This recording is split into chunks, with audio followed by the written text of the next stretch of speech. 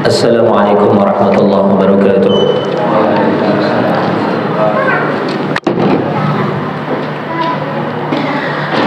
Alhamdulillah.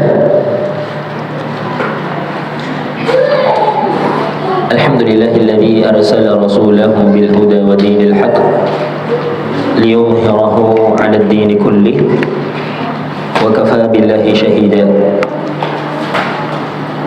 Wa asyhadu an la ilaha illallah wahdahu la syarika lah iqraran bihi wa tauhida.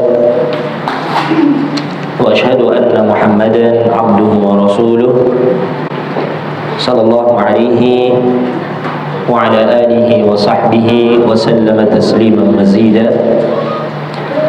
Amma ba'da. Ma'asyiral muslimin wal muslimat rahimani wa rahimakumullah.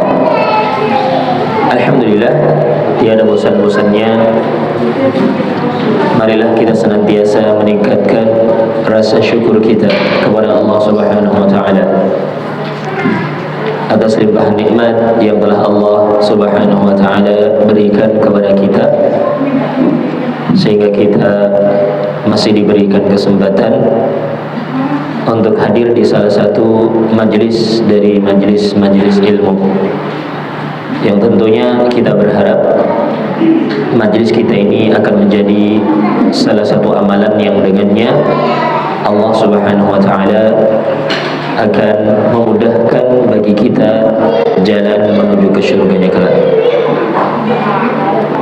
Salawat serta salam semoga senantiasa terlimpahkan kepada uswatun hasanah kita, suri teladan kita, yakni baginda Nabi kita Muhammad sallallahu alaihi wasallam, yang kita harapkan syafaatnya di yaumul qiyamah kelak.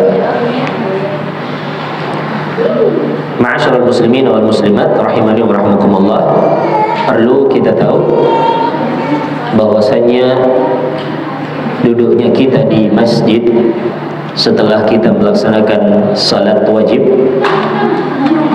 maka selama belum batal, kita itu masih tetap berada di dalam pahala salat.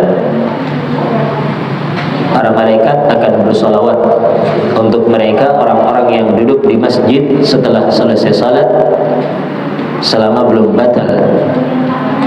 Hal ini berdasarkan sabda Nabi sallallahu alaihi wasallam dari hadis Abu Hurairah radhiyallahu anhu, riwayat Imam Bukhari dan juga Muslim dalam sahih keduanya, di mana Rasul bersabda, salatul rajuli fi jama'atin tudha'afu ala salatihi fi baitihi wa fi zuqihi 25 dha'fan. Salatnya seseorang secara berjamaah itu akan dilipat gandakan pahalanya melebihi dari salatnya dia di rumahnya dan di pasarnya sebanyak 25 kali lipat. وذلك أنه إذا توضأ فأحسن الوضوء ثم خرج إلى المسجد لا يخرجه إلا الصلاة. Dan seorang itu akan mendapatkan pahala sampai 25 kali lipat apabila dia berwudu dari rumahnya, kemudian dia menyempurnakan wudunya. Yang dimaksud dengan menyempurnakan wudu adalah berwudu sesuai dengan sifat wudunya Nabi sallallahu alaihi wasallam. Kemudian dia keluar menuju ke masjid. Tidaklah ada yang membuat dia keluar kecuali memang murni untuk salat. Lam yakhtu khutwatan illa rufi'at lahu biha darajah. Tidaklah dia melangkah dengan satu langkah kecuali langkahnya itu akan meninggikan derajat. Wa khatta anhu biha khati'ah, yang dengan langkahnya tersebut dia ini akan dihapuskan kesalahan-kesalahannya.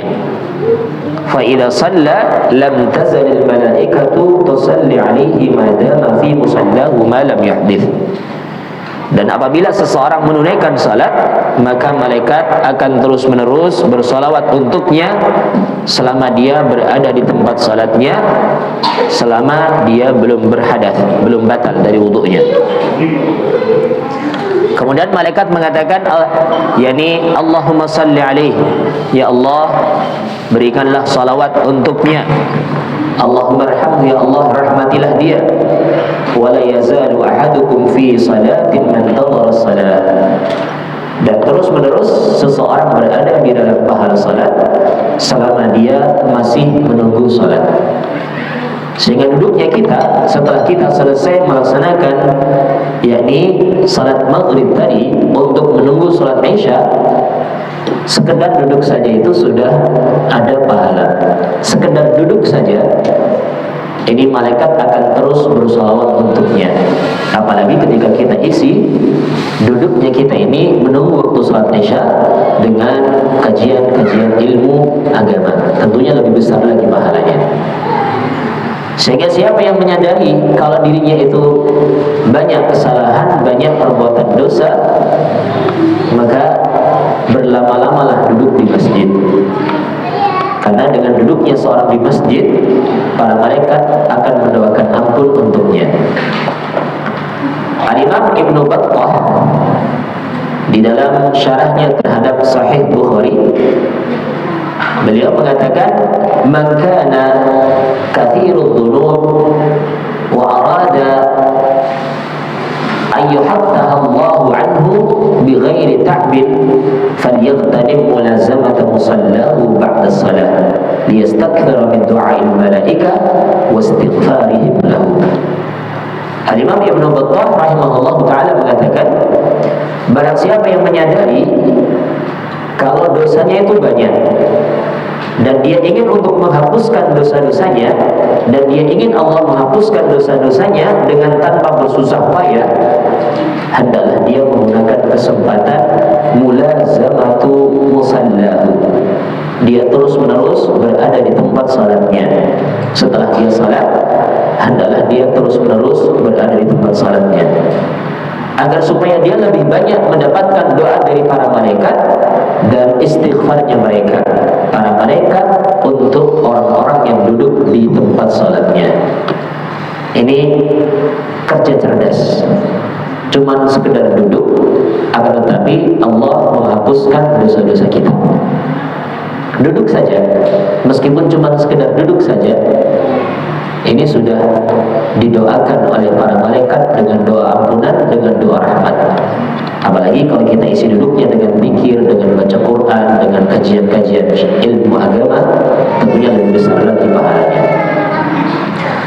Ma'asyiral muslimin wal muslimat rahimani wa rahmakumullah, kita lanjutkan kembali kajian kita dari membaca kitab Bulughul Maram min Jam'i Adillatil Ahkam karya Al-Hafidh Ibnu Hajar Al-Asqalani rahimahullah ta'ala. Sebelumnya kita telah masuk di pembahasan tentang haid.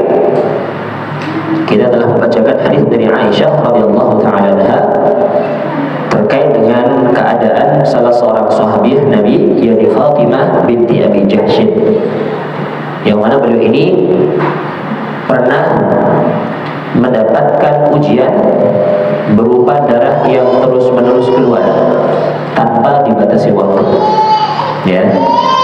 Sehingga hal itu pun membuat beliau bingung, apakah ini darah haid ataukah selain haid. Maka Rasul bersabda, "Inna damal haidi damun aswadu yu'raf." Sesungguhnya darah haid itu adalah darah yang berwarna kehitaman, yu'raf. Ini ada dua penafsiran terkait dengan kata yu'raf. Ada yang menyatakan yu'raf itu adalah fi'il mudhari' mabni lil majhul. Ini darah yang sudah dikenal, sudah diketahui. Tapi ada yang menafsirkan darah yang ini merupakan urf, kebiasaan setiap wanita, ya. Fa'idha kana dzalika fa'amsiki 'anis shalah. Kalau memang itu darahnya adalah darah haid yang dari sisi warnanya tadi sudah dikenal, merah kehitaman, waktunya pun sudah diketahui, fa'amsiki 'anis shalah, maka tahan dari melakukan salat. Karena sholat itu kan syaratnya adalah suci dari hadas kecil maupun hadas besar. Seorang perempuan yang haid, maka dia dalam keadaan berhadas besar, tidak boleh dia melakukan sholat. Ya, tidak boleh melakukan sholat sampai suci dari hadas besarnya tersebut, suci dari haidnya. فَإِذَا كَانَ الْآخَرُ فَتَوَضَّئِي وَصَلِّي. Dan apabila darahnya itu bukan darah haid, darahnya bukan darah merah kehitaman, dan bukan pula di waktu kebiasaannya, maka fatawadda'i wasalli, berwuduklah engkau dan tetap engkau melaksanakan salat meskipun masih ada darah yang keluar. Karena itu bukan darah haid, tapi itu darah disebut dengan darah istihadah. Ya. Jadi di sini kita mengetahui perbedaan antara haid dengan selain haid. Dalam hal ini adalah istihadah. Jadi darah yang dianggap darah haid tapi dia itu bukan haid, sehingga distilahkan dengan istihadah. Jadi yang pertama dari sisi sumbernya. Kalau haid itu sumbernya dari bagian dalam rahim. Ya, bagian dalam rahim. Adapun istihadah itu bersumber dari pembuluh darah yang terluka. Bisa jadi dari mulut rahim, ataukah mungkin dari leher rahim yang di situ ada pembuluh darahnya, ini terluka sehingga terus-menerus mengeluarkan darah. Ini dari sisi sumbernya yang berbeda. Kemudian dari sisi warnanya juga tadi Rasul mengatakan haid itu adalah aswad, darahnya itu merah kehitaman. Adapun kalau istihadah, maka merahnya tidak merah kehitaman. Dari sisi aromanya juga diketahui berbeda antara darah haid dengan darah yang selain haid. Ya. Kemudian yang keempat, jadi dari sisi waktunya, haid itu waktunya terbatas, sementara istihadah itu waktunya tidak terbatas. Sehingga bedakan dan perhatikan darah yang keluar itu sebenarnya darah apa. Kalau tadi warnanya merah kehitaman, di waktu-waktu dia biasa haid, itu darah haid. Ketika itu tidak boleh sholat, tidak boleh puasa. Tapi ketika selain itu, darahnya bukan darah yang merah kehitaman, keluarnya pun bukan di waktu-waktu haid, bukan di waktu kebiasaan haid, maka ketika itu bukan darah haid, itu darah istihadah. Tetap berkewajiban untuk melaksanakan salat, tetap berkewajiban untuk berpuasa di bulan Ramadan. Ya. Adapun nanti terkait dengan apa yang harus dilakukan sebelum dia salat, nanti akan kita jelaskan di hadis-hadis berikutnya. Ahkam al-mustahadah. Sekarang kita akan bahas tentang hukum-hukum seorang perempuan yang terkena istihadah. Jadi sebelumnya telah kita sampaikan darah yang keluar dari perempuan itu ada beberapa macam ya. Darah haid, ini yang merupakan kebiasaan setiap wanita, tabiat setiap wanita akan datang setiap bulannya. Kemudian yang kedua adalah nifas. Ini dua ini sama hukumnya ya. Sumbernya juga sama-sama dari rahim, cuman sebabnya yang berbeda. Kalau nifas ini sebabnya adalah sebab persalinan. Kemudian yang ketiga adalah darah istihadah tadi itu. Kemudian yang keempat damul bikr, yakni darah perawan. Kemudian yang kelima adalah damul fasid, darah rusak. Ya. Ini 5 jenis darah harus bisa membedakan. Karena terkait dengan hukum ibadah yang dilakukan itu. Kapan seorang harus menahan diri dari salat, kapan seorang harus melaksanakan salat, ini harus tahu. Jangan sampai seorang beranggapan masih ada darah yang keluar, dia tidak salat. Padahal sudah berlalu selama berbulan-bulan, sekian bulan nggak salat. Alasannya masih ada darah yang keluar. Ini kan bahaya ini. Inilah perbuatan dosa yang paling besar yang banyak dilakukan oleh kaum wanita, yaitu meninggalkan salat. Ya, meninggalkan salat. Dia menganggap sedang haid, sementara itu bukan haid, akhirnya dia nggak salat. Padahal dosa meninggalkan salat itu adalah dosa yang sangat besar setelah dosa kesyirikan. Kalau syirik yang terbesar ya, di bawahnya kesyirikan adalah dosa meninggalkan salat, melanggar haknya Allah dengan meninggalkan salat. Ini dosa yang paling banyak dilakukan. Karena orang menganggap saya masih haid kok, nggak usah salat. Padahal itu bukan haid, tapi ternyata itu adalah istihadah. Sehingga hati-hati ini. Ya. Kita akan bahas hadis-hadis yang terkait dengan hukum-hukum istihadah. Pertama, hadis dari Asma bintu Umais, riwayat Imam Abu Dawud, di mana Rasul SAW bersabda kepada Asma binti Umais radhiyallahu taala anha, "Wal tajlis fi mirkanin fa idza ra'at sufratan fawqa al-ma' faltaghtasil lidh-dhuhri wal 'asri ghuslan wahidan." Kalau kamu sudah selesai dari haid, untuk mengetahui kamu sehat ataukah tidak, maka hendaklah kamu duduk berendam di mirkan, jadi di tempat air, di bejana tempat air. Kalau kamu melihat ada warna kekuningan di atas air, ya, berarti ini sudah selesai haidnya, dan itu bukan haid, itu adalah darah istihadah yang keluar. Faltaghtasil, maka hendaklah engkau mandi lidh-dhuhri wal 'asri ghuslan wahidan, yakni untuk salat zuhur dan asar dengan sekali mandi. Para ulama itu yakni menyatakan bolehnya menjamak salat bagi perempuan yang terkena istihadah, tapi sekedar jamak, bukan qasar ya. Kalau qasar ini khusus untuk para musafir. Adapun jamak boleh untuk selain musafir. Salah satunya perempuan yang terkena istihadah boleh menjamak salat. Tapi para ulama menjelaskan jamaknya ini jamak suri. Jamak suri, bukan jamak takhir, bukan pula jamak takdim. Karena ini sama-sama di waktunya, cuman mengakhirkan waktu yang pertama, mendahulukan waktu yang kedua. Misalkan contoh, mengakhirkan waktu zuhur dan mendahulukan waktu asar, masih di waktunya masing-masing. Ini jamak suri namanya. Jadi misalkan katakan asar itu sekarang jam berapa? 14.28 itu ya. 14.28 sudah masuk waktu asar. Jadi seorang perempuan yang terkena istihadah, dia mandi katakan jam 14 ya, jam 2 lebih lah. Selesai mandi, kemudian dia berwudu, salat zuhur 2 rakaat, 4 rakaat ya, tetap 4 rakaat ya. Salat zuhur 4 rakaat, kemudian dia tunggu sampai waktu masuk waktu asar, dia langsung salat asar.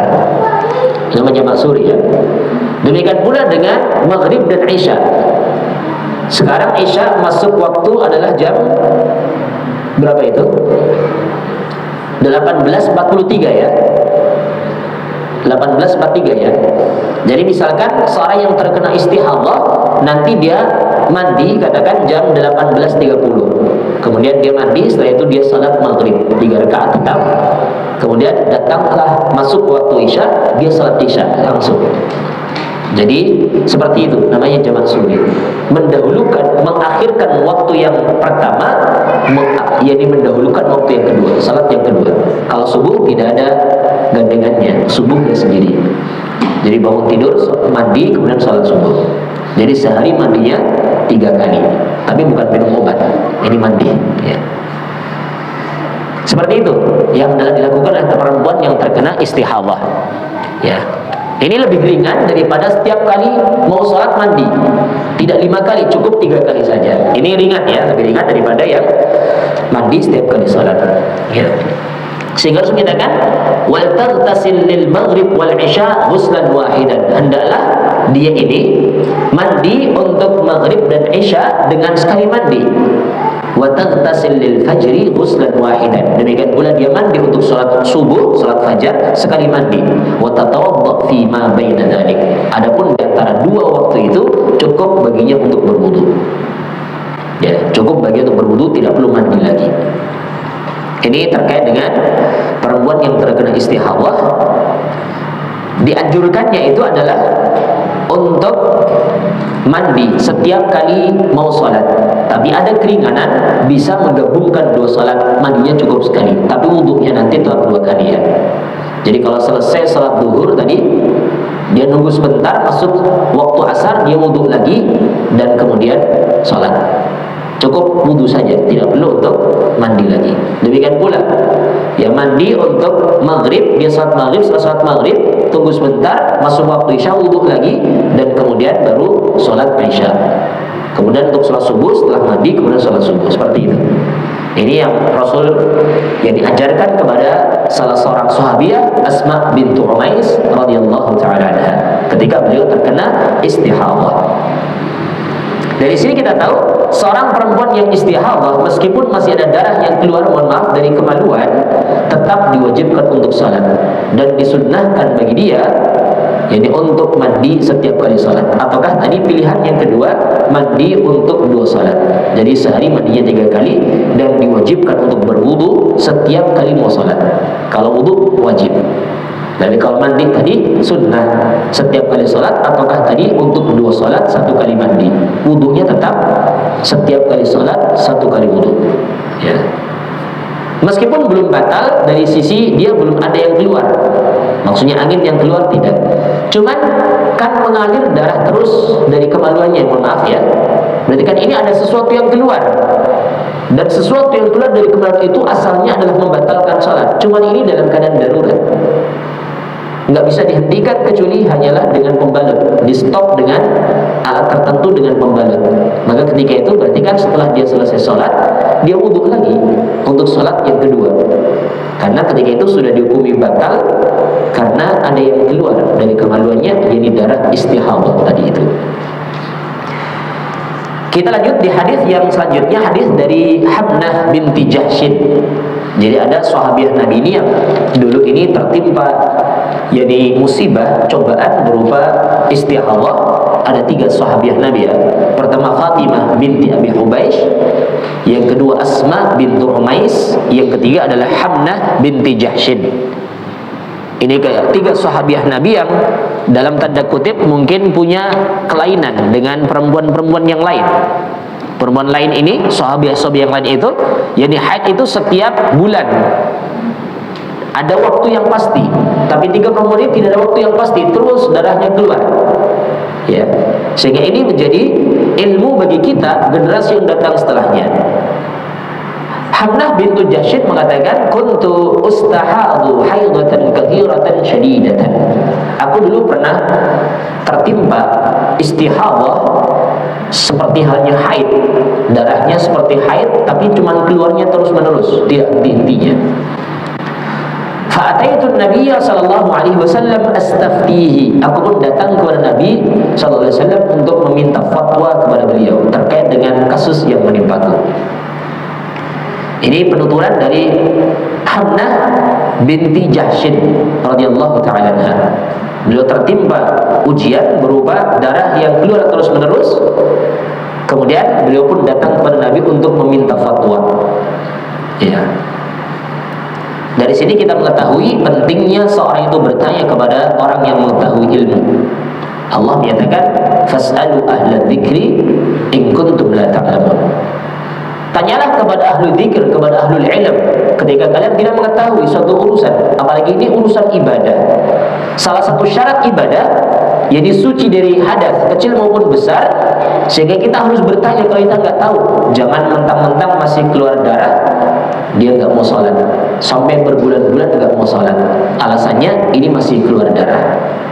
Maka ini kan bahaya, meninggalkan kewajiban sholat. Ini yang paling dosa yang paling baik dilakukan oleh kaum wanita, meninggalkan sholat karena dia menganggap ini adalah haid, padahal bukan haid, tapi itu istihadah. Sehingga minta fatwa kepada orang yang berilmu terkait dengan masalah yang menimpanya, dan jangan malu terkait dengan urusan-urusan agama, urusan kebenaran, jangan malu.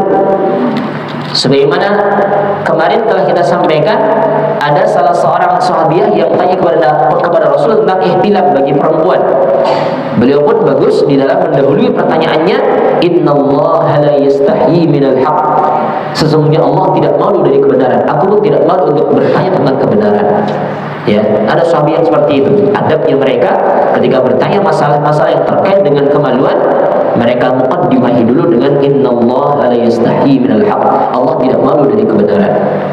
Kemudian baru ditanyakan apa yang mau ditanyakan. Demikian pula Hamnah binti Jahsyin tidak malu bertanya kepada Rasul, meskipun itu terkait dengan hal-hal yang tabu. Sebenarnya kan hal yang tabu, sesuatu yang keluar dari kemaluan kan hal yang tabu, darah yang keluar dari kemaluan hal yang tabu. Tapi karena ini ilmu yang harus diketahui, beliau pun tanya. Faqala, maka Rasul pun memberikan petunjuk, memberikan pencerahan, memberikan fatwa kepada Hamnah bintu Jahsyin. Rasul menyatakan innama hiya riqbatun minasyaitan. Tidak lain itu adalah merupakan gangguan syaitan. Fatahayyadi sittata ayyam atau sab'ata ayyam. Maka hukumilah engkau sedang haid selama 6 atau 7 hari sesuai dengan kebiasaan. Biasanya kamu berapa hari kalau haid? Kalau biasanya 6 hari di awal bulan katakan, maka itu dihukumi haid sebagaimana kebiasaannya, sebagaimana urfnya. Kalau biasanya 6 hari di pertengahan bulan, berarti itulah yang nanti dianggap haid. Adapun yang selebihnya berarti itu bukan haid. Rasul menyatakan fatahayyadi sittata ayyamin aw sab'ata ayyam. Maka kamu itu dianggap haid selama 6 hari ataukah 7 hari saja. Tsumma tasili, kemudian setelah berlalu 6 ataukah 7 hari tadi sesuai dengan kebiasaannya maka mandilah engkau. فإذا استنقعت فصلي 24 أو 23. Kalau kamu sudah suci dari haid, sudah suci dari haid, salatlah engkau selama 24 hari ataukah 23 hari. Kalau biasanya haidnya 6 hari, 1 bulan kan 30 rata-rata ya. Kalau haidnya 6 hari, berarti sisa yang 24 dia salat. 6 harinya tahan dari salat. Seperti itu. Ataukah biasanya haidnya itu adalah 7 hari, nanti 23 harinya dia salat. Sesuai dengan kebiasaan sebelum-sebelumnya. Sebelumnya kebiasaan haidnya itu 6 hari, berarti nanti ketika bulan selanjutnya kok terus-menerus keluar darah, maka di waktu yang biasanya dia haid, itulah yang dihukumi haid. Ketika itu dia tidak salat, tidak puasa. Tapi ketika sudah berlalu hari itu masih keluar darah, maka ini berarti darahnya darah istihadah, tetap berkewajiban untuk salat. Ya.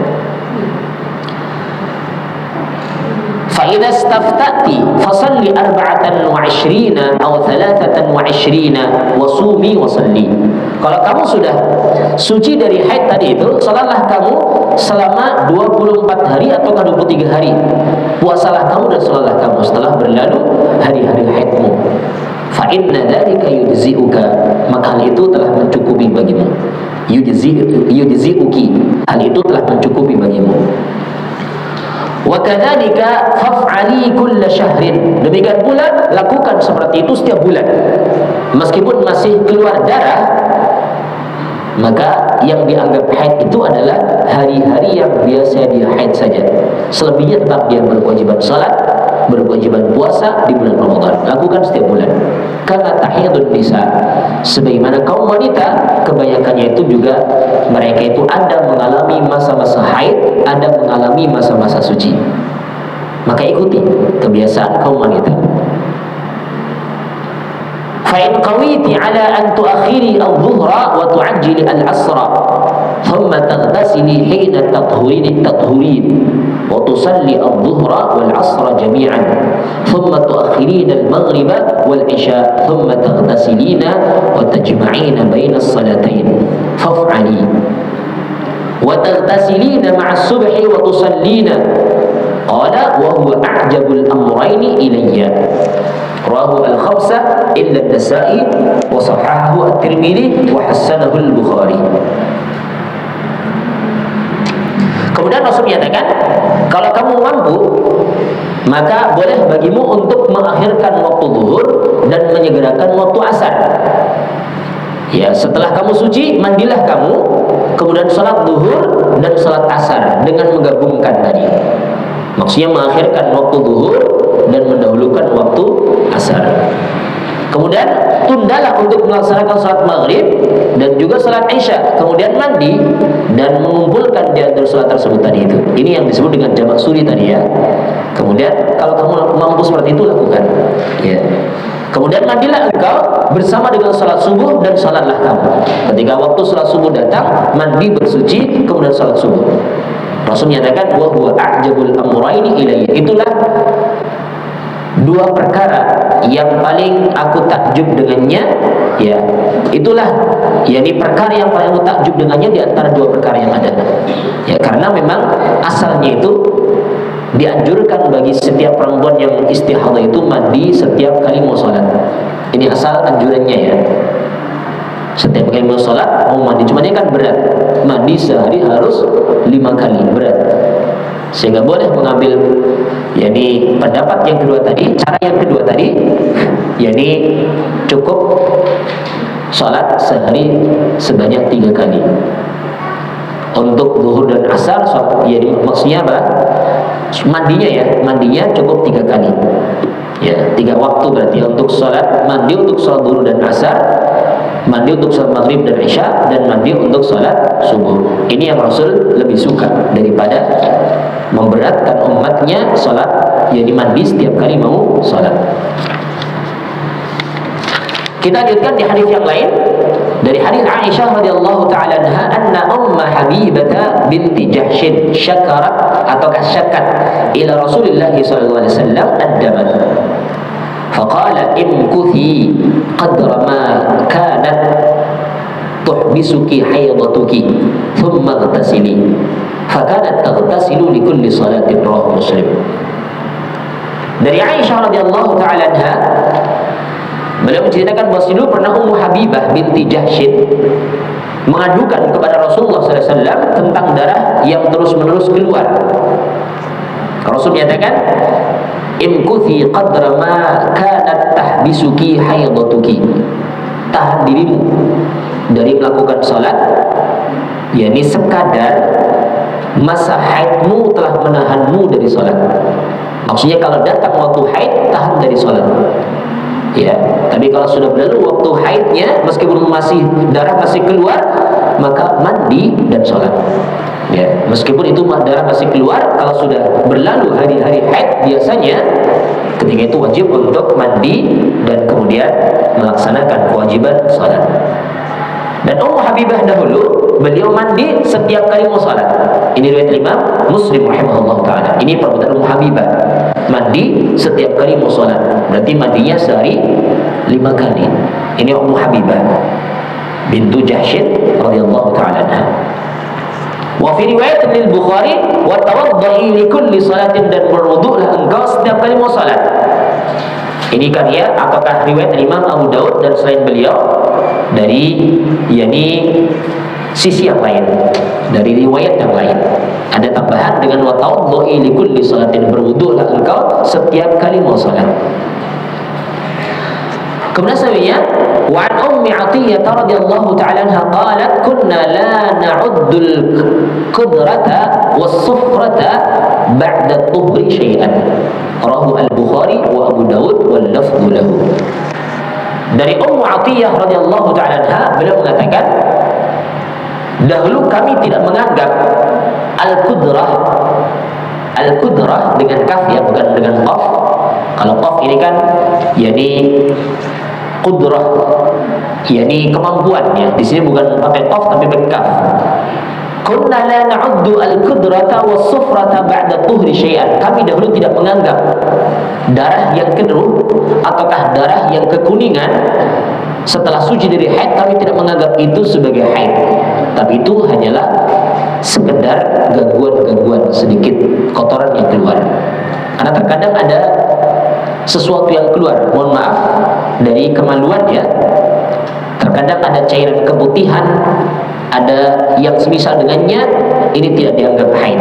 Ini cairan yang kudrah, cairan yang yakni yang keruh, dan juga as-sufrah, jadi cairan kekuningan.